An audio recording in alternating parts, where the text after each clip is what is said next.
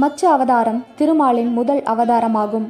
மச்சம் என்ற சமஸ்கிருத சொல் தமிழ் மொழியில் மீன் என பொருள் தரும். இந்த அவதாரத்தில் திருமால் 4 கைகளுடன் மேற்பாகம் தேவ உருவமாகவும் கீழ்ப்பாகம் மீனின் உருவமாகவும் கொண்டவராக தோன்றினார் என்று மச்ச புராணம் கூறுகிறது.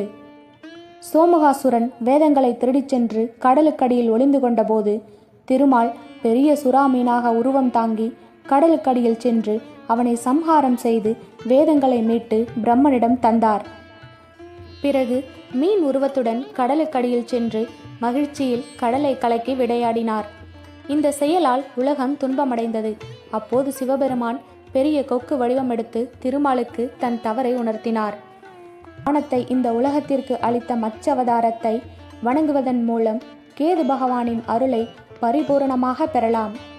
மேலும் பல தகவல்களை பெற மறக்காம என்னோட சேனலை சப்ஸ்கிரைப் பண்ணிடுங்க.